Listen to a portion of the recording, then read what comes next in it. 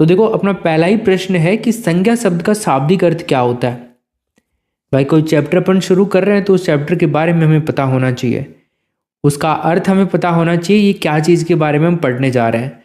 तो जो पहला सवाल है आपका, इसमें थोड़ा सा समय लगेगा क्योंकि इसमें मैं आपके कुछ बेसिक्स भी क्लियर करूंगा जिनसे आगे वाले प्रश्नों में आप लोगों को ज़्यादा दिक्कत नहीं आएगी आंसर करने में। देखो संज्ञा, यहाँ पे एक शब्द है दोस्तों सम। सम तो है यहाँ पर उपसर्ग, क्या है संज्ञा के अंदर सम तो है उपसर्ग। तो उपसर्ग के साथ यहाँ पर एक जानना शब्द आया है दोस्तों। जानना अर्थ के अंदर एक ज्ञा धातु है, क्या है ज्ञा धातु है। हालांकि इसको जा बोलेंगे हम क्योंकि ये जय प्लस ये से मिलकर के बनती है, ठीक है इस तरह से। तो ज्ञा धातु से संज्ञा शब्द बनता है, क्या बोलेंगे अपन सम उपसर्ग के साथ जानने अर्थ वाली ज्ञा धातु से संज्ञा शब्द बनता है, जिसका अर्थ क्या होता है सम्यक रूप से जानना या ठीक प्रकार से जानना। तो इस प्रश्न का हमारा आंसर क्या हो जाएगा, पहला ऑप्शन। संज्ञा का अगर वैसा अर्थ अपन देखें साधारण अर्थ में, तो संज्ञा का साधारण अर्थों में अर्थ होता है दोस्तों नाम। नाम को ही हम क्या कहते हैं, संज्ञा कहते हैं। तो ये भी बात कभी मत बोलना आप लोग कि संज्ञा किसे कहते हैं, तो नाम को ही संज्ञा कहते हैं। अब आपका नाम क्या है तो ये भी एक संज्ञा है। जैसे कृष्ण ने द्वारिका में एक भव्य महल का निर्माण करवाया, तो इस वाक्य के अंदर जो कृष्ण है मैं लिख देता हूँ, थोड़ा सा आपको यहाँ पर समझना पड़ेगा, फिर हम आगे जल्दी जल्दी चलेंगे। पहले प्रश्न को थोड़ा ध्यानपूर्वक आप समझ लो, फिर बाद में समस्या नहीं आएगी। तो कृष्ण ने क्या किया दोस्तों, द्वारिका, कृष्ण ने द्वारिका में एक भव्य महल का निर्माण किया। कृष्ण ने द्वारिका में एक भव्य महल का क्या किया, निर्माण किया। अब देखो इस वाक्य में हमें क्या है ना, एक चीज मिली है कृष्ण। तो कृष्ण जो शब्द हमारे को यहाँ पर मिला है, ये क्या है दोस्तों, कृष्ण है एक व्यक्ति का नाम, क्या है एक व्यक्ति का नाम है। और द्वारिका जो शब्द है ये क्या है, ये एक स्थान का नाम है, ठीक है ना भाई। महल जो शब्द आया है ना, तो महल क्या है, एक वस्तु कह सकते हैं अपन, इसको वस्तु ही तो कहेंगे महल को। और भव्य जो शब्द है हमारे पास में आया है, ये एक क्या है, गुण है भाई। महल का गुण है ना भाई, महल कैसा है, तो महल का गुण है, विशेषता है, भव्य है महल। तो ये चारों क्या है, यहाँ पर व्यक्ति हो गया, स्थान हो गया, गुण हो गया, वस्तु हो गया, ये सारे क्या है, या फिर गुण को मतलब भाव भी तो कह सकते हैं अपन। तो ये सब क्या है, ये संज्ञाएं हैं चारों की चारों। और ये संसार संज्ञाओं से निर्मित है हमारा। उस प्रत्येक विकारी शब्द को हम संज्ञा कहेंगे दोस्तों, जो वास्तविक या फिर आभासी जगत की किसी भी वस्तु का नाम या पहचान उसकी इस धरती पर हो, तो उसको हम संज्ञा कहेंगे। कोई पशु ले लो, राम ले लो, पुस्तक ले लो, नदी ले लो, पहाड़ ले लो, देवता ले लो, पानी ले लो, अरे सुख ले लो, पत्नी ने ले लो, सुंदरता ने ले लो, खाने भी ले लो थे, सब कुछ क्या है, संज्ञा है। संज्ञा का मतलब आप अर्थ ही नाम से ले सकते हो। नाम मतलब अभिधान। संज्ञा के लक्षण में प्रयुक्त एक शब्द होता है दोस्तों वस्तु। तो वस्तु शब्द जो होता है ना, एक बहुत व्यापक होता है। वस्तु के अंतर्गत बहुत सारी चीजें आती हैं, स्थान, भाव, प्राणी, पदार्थ, व्यक्ति, अवस्था। इन सब के अंतर्गत किसी भी वस्तु मतलब पदार्थ, प्राणी, अवस्था, स्थान, भाव और अवस्था, इन सब का नाम क्या होता है, संज्ञा होती है। तो इस परिभाषा के अंदर मैं आपसे बात करूं, नाम शब्द जो है ना, ये काफी सोचनीय विषय बन जाता है। हमें ये जान लेना चाहिए कि वस्तु, प्राणी, स्थान और भाव इत्यादि पदार्थ जो होते हैं ना, वो संज्ञा नहीं है। अभी तो उनके जो नाम है ना, जिससे उस वस्तु की पहचान हो रही है, वो संज्ञा होते हैं। अब कृष्ण क्या है, एक व्यक्ति है। जब हम कृष्ण इस पद का व्यवहार करते हैं तो हमारे सामने कृष्ण संज्ञा नहीं है, बल्कि उसके सामने खड़ा हुआ जो पिंड विशेष रूप में कह सकते हैं, वो नाम जो है ना, ये संज्ञा है। मतलब कृष्ण इंसान संज्ञा नहीं है, लेकिन वो नाम संज्ञा है जिसका हमें उससे बोध हो रहा है। तो कृष्ण क्या है, यहाँ पे संज्ञा हो गई, ठीक है। चलो और बाकी बातें अपन अगले क्वेश्चन में करेंगे। तो यहां पर आपको थोड़ा सा बेसिक समझ में आ गया होगा। विद्वान शब्द, एक विद्वान शब्द, विद्वान सब जगह पूजा जाता है, तो वाक्य में प्रयुक्त हुआ है। विद्वान जो है वो सब जगह पूजा जाता है, बात भी सही है। तो विद्वान जो शब्द है ना दोस्तों, ये क्या है, ये एक विशेषण शब्द है। कौन सा शब्द है, विशेषण शब्द है, परंतु वाक्य में ये संज्ञा का कार्य कर रहा है। कौन सा कार्य कर रहा है? संज्ञा का। जैसे मैं आपसे कहूं यहां पर मोहन, मोहन क्या है दोस्तों? विद्वान है। मोहन विद्वान है। तो इस वाक्य में मोहन की विशेषता कौन सा शब्द बता रहा है? विद्वान बता रहा है ना? अरे बता रहा है ना। तो विद्वान क्या है? विद्वान विशेषण है। तो संज्ञा शब्दों की विशेषता बताने वाले शब्दों को हम विशेषण कहते हैं। ठीक है, तो इस वाक्य में मोहन की जगह विद्वान शब्द अगर लगा करके आप देखोगे तो वो संज्ञा का काम करेगा। तो हम विद्वान को भी संज्ञा बोल सकते हैं दोस्तों। ऐसे ही यहां पर भी जो विद्वान शब्द आया है इसको हम संज्ञा बोल सकते हैं। तो इसका क्या होगा answer? B option correct answer हो जाएगा। ठीक है, ओके, आगे चलते हैं क्वेश्चन नंबर 3 में। किस वाक्य में द्रव्यवाचक संज्ञा प्रयुक्त हुई है? बताइए, द्रव्यवाचक संज्ञा कौन से वाक्य में प्रयुक्त हुई है? हमें हमेशा सच्चाई के साथ चलना चाहिए, सौम्या दूध पी रही है, मोहन भीड़ में खो गया, लेखक उपन्यास लिख रहा है। देखो वैसे तो नाम से पता लग गया है कि इसमें कौन सी संज्ञा होने वाली है। मुझे पता है आप सब लोग सही उत्तर दे रहे हो, बहुत ही शानदार, वाह भाई मजा आ गया। हाँ, तो 3 नंबर का जो अपना प्रश्न है दोस्तों, इसका आंसर क्या हो जाएगा? सौम्या दूध पी रही है। द्रव्य, तो द्रव्य जो है लिक्विड होता है, तो ये दूध जो है लिक्विड होता है, तो द्रव्य में आएगा ना भाई। द्रव्यवाचक संज्ञा किसे कहते हैं?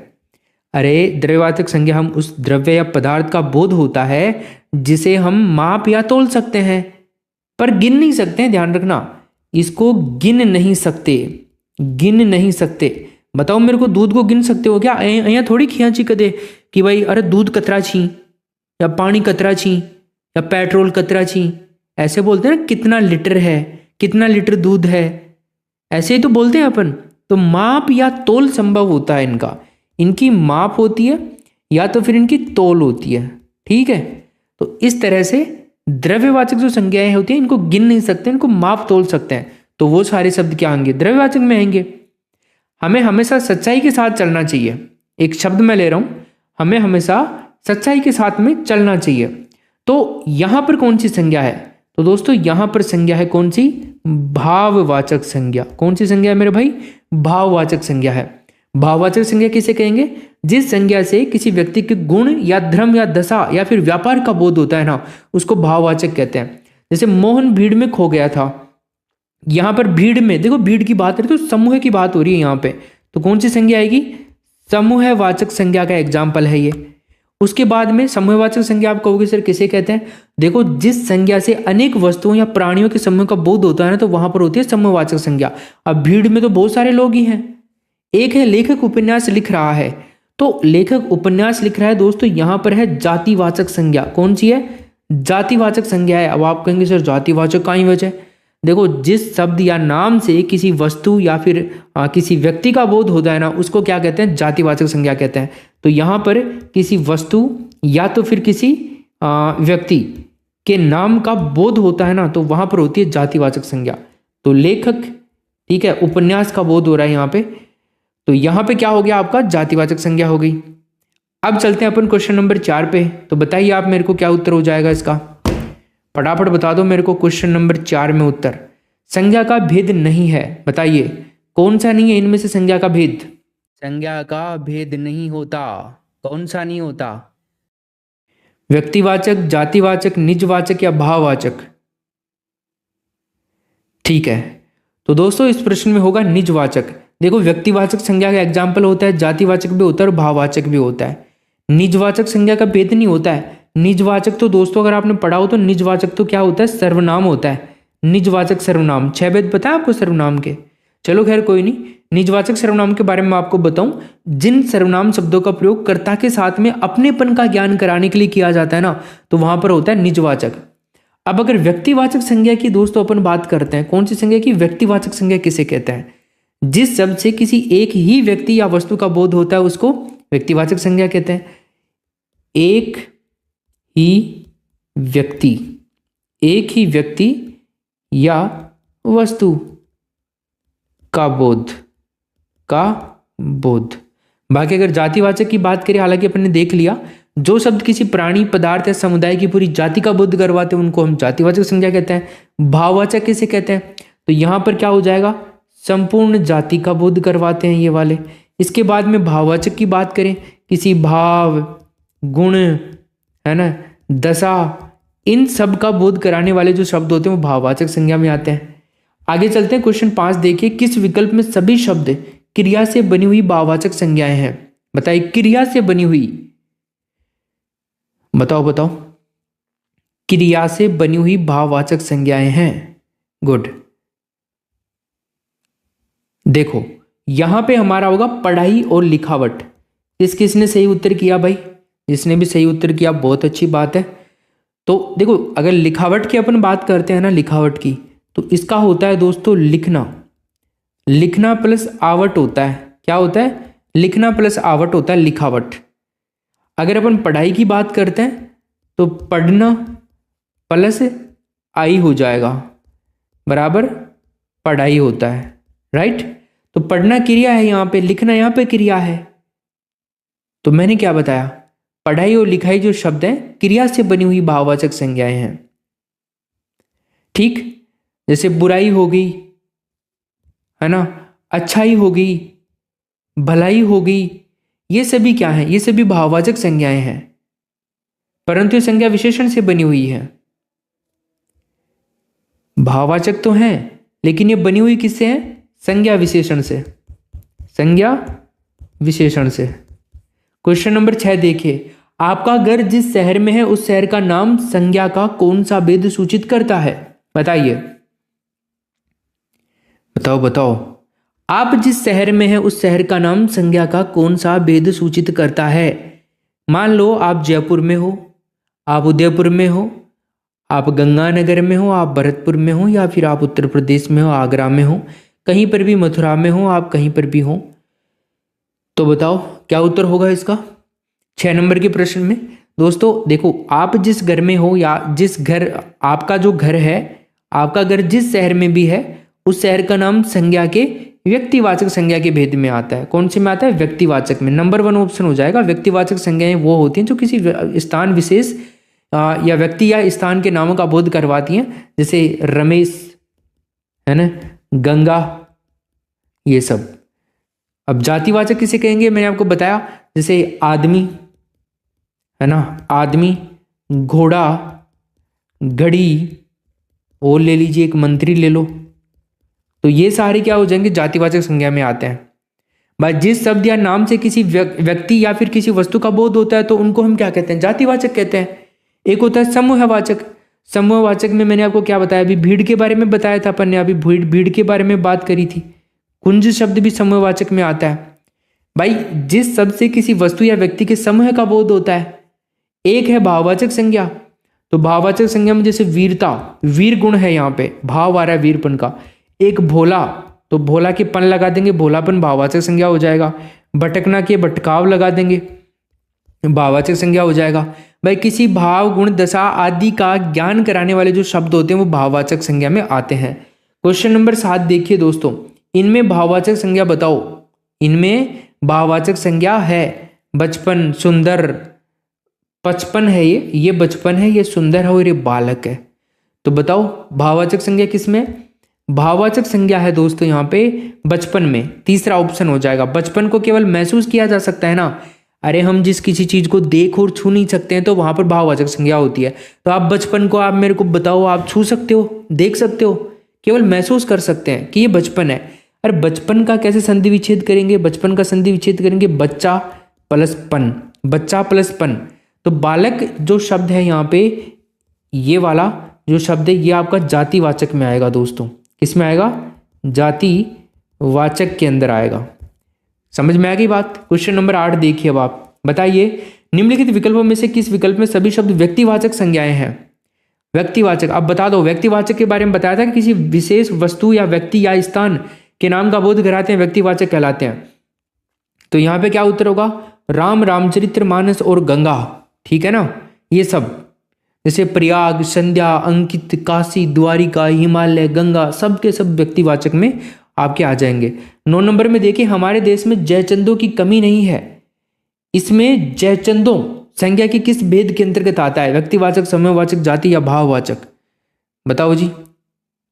हमारे देश में, अब देखो जातिवाचक के बारे में आपको पढ़ा चुका हूं भाई, तो सब लोग जातिवाचक कर दो। जो संज्ञा एक ही प्रकार की वस्तुओं का मतलब पूरी जाति का बोध करवाती है तो वो जातिवाचक संज्ञा कहलाती है। ठीक, तो इसमें क्या होगा? जातिवाचक हो जाएगा। जयचंदों, मतलब जो भी जयचंद हैं सभी के बारे में बात कर रहा है। 10 नंबर का प्रश्न देखिए दोस्तों, क्या होगा उत्तर बताइए 10 नंबर में फटाफट से। निम्नलिखित में से किस विकल्प के सभी शब्द व्यक्तिवाचक संज्ञाएं हैं? तो व्यक्तिवाचक संज्ञा देखो, गाय, मूर्खता, चालाकी, राधेश्याम, पन्नालाल, हिमालय, हो गई ना, व्यक्तिवाचक आ गई, क्योंकि व्यक्तिवाचक के बारे में अपन ने क्या बात करी थी? व्यक्तिवाचक संज्ञा राधेश्याम, पन्नालाल, हिमालय। ठीक है, अगर गाय, मूर्खता और चालाकी की बात करते हैं तो गाय जो है जातिवाचक संज्ञा है, मूर्खता और चालाकी भाववाचक संज्ञाएं हैं, तो ये दोनों तो हैं भाववाचक, और गाय जो है ये जातिवाचक संज्ञा है। इसके बाद में आम की बात करें तो आम है जातिवाचक संज्ञा, और साधना और जो ऊंचाई जो शब्द हैं दोनों के दोनों भाववाचक संज्ञा के अंदर आएंगे। ममता जो शब्द है, मम प्लस ता, ममता, भाववाचक संज्ञा है, माँ की ममता भाव है ना। बैल, बैल एक जातिवाचक संज्ञा शब्द है दोस्तों। और राधेश्याम शब्द की अगर अपन बात करते हैं तो राधेश्याम शब्द है व्यक्तिवाचक संज्ञा के अंदर। तो इस तरह से ये सारे हो गए आपके। 11 नंबर में देखो, जातिवाचक संज्ञा शब्द बताओ इनमें से कौन सा है? कमायनी, आम, रसीला और वकील। जातिवाचक संज्ञा शब्द, भाई साहब वकील है इसमें, क्यों गलत कर रहे हो तुम? अरे जो संज्ञा शब्द एक ही प्रकार की वस्तुओं का मतलब पूरी जाति का बोध करवाते हैं, तो वकील में पूरी जाति का बोध नहीं हो रहा क्या? सारे के सारे वकील नहीं आ गए क्या इसमें? आगे देखिए, समुद्रगुप्त भारत का नेपोलियन था, यहां नेपोलियन किस प्रकार की संज्ञा का एग्जाम्पल अब बताइए। अब पहले की तरह क्या करोगे? जातिवाचक, चलो कर दो जातिवाचक, ठीक है, इसमें भी जातिवाचक हो जाएगा। ऑप्शन नंबर बी करेंगे, जो संज्ञा शब्द किसी, जो संज्ञा एक ही प्रकार की वस्तु का बोध कराए, पूरी जाति का बोध करवाए, जातिवाचक आ जाएगी वहां पे। अगला प्रश्न देखिए आप, निम्न विकल्पों में से उस विकल्प का चयन कीजिए जो भाववाचक संज्ञा का सही विकल्प नहीं है। भाववाचक संज्ञा का सही विकल्प नहीं है दोस्तों, कौन सा नहीं है? अध्यापन, रुलाई, सामाजिकता और छोटा। तो देखो, अध्यापन भी है, रुलाई भी है और सामाजिकता भी है, बट छोटा नहीं है दोस्तों। छोटा शब्द जो है ये भाववाचक संज्ञा के रूप में अगर बनाएंगे अपन इसको, तो इसका बनेगा छुटपन। अगर छुटपन होता ना तो फिर भाववाचक का हो जाता ये, बट अब नहीं है, क्योंकि भाववाचक संज्ञा जिस संज्ञा शब्द से किसी व्यक्ति या वस्तु के गुण या धर्म या दशा या व्यापार का बोध होता है ना, तो वहां पर होती है भाववाचक। भाववाचक संज्ञाओं का निर्माण जो है वो जातिवाचक संज्ञा, विशेषण, क्रिया, सर्वनाम, अव्यय, इन सब के अंदर प्रत्यय लगा करके होता है। जैसे अगर मैं आपसे बात करता हूँ घबराना, घबराना एक शब्द है, तो घबराना के अंदर अगर अपन घबराहट कर देंगे ना, तो फिर आपका क्या हो जाएगा? जातिवाचक बन जाएगा। एक शब्द आता है अपना, तो अपना के अंदर अगर अपन अपनापन कर देंगे, अपनापन कर देंगे तो भाववाचक संज्ञा आपकी हो जाएगी यहाँ पे। उसके बाद में एक शब्द आता है बूढ़ा, है ना, तो बूढ़ा के अंदर अगर बुढ़ापा करेंगे अपन तो बुढ़ापा के अंदर भाववाचक संज्ञा हो जाएगी। गर्म जो है इसको अगर अपन गर्मी बना देंगे तो भाववाचक संज्ञा हो जाएगी। दूर जो है अगर इसको अपन दूरी बना देंगे तो भाववाचक संज्ञा हो जाएगी प्रत्यय लगा करके। तो इस तरह से शब्दों को बदलना आपका भाववाचक संज्ञा में होता है। 14 में देखिए, निजत्व संज्ञा शब्द के बारे में बताइए। निजत्व व्यक्तिवाचक, भाववाचक, द्रव्यवाचक और जातिवाचक।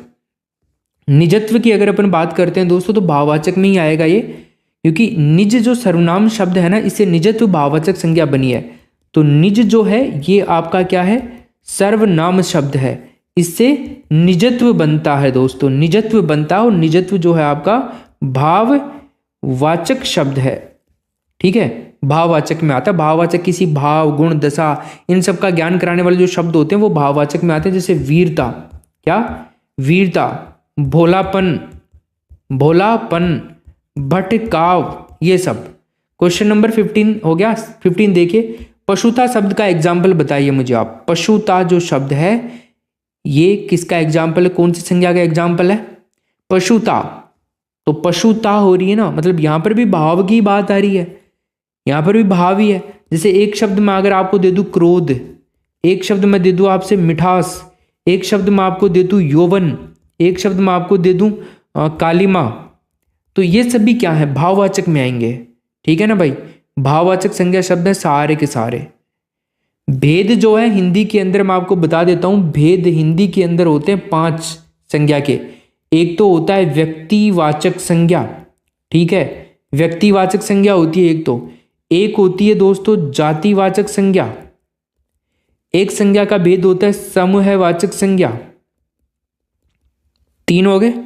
एक भेद होता है द्रव्यवाचक संज्ञा, एक भेद होता है आपका भाववाचक संज्ञा। तो इस तरह से 5 भेद होते हैं दोस्तों संज्ञा के, ध्यान रखिएगा आप लोग। पांचों के पांचों शब्दों के ये जो नाम है, व्यक्ति, जाति, समूह, द्रव्य, भाव, सब के सब। संज्ञा की परिभाषा क्या होती है? वो शब्द जिससे किसी प्राणी, वस्तु या फिर भाव का नाम ज्ञात हो हमारे को, वो संज्ञा कहलाता है। जैसे उषा, गुलाबी, पाटलिपुत्र, बचपन, सभी को ले लेंगे अपन, राइट। तो मैंने आपको लगभग सभी संज्ञाओं के डेफिनेशन, इनके एग्जाम्पल सारे के सारे बता दिए हैं। इन 15 प्रश्नों में मैंने आपको बहुत सारा मैटर कवर करवा दिया।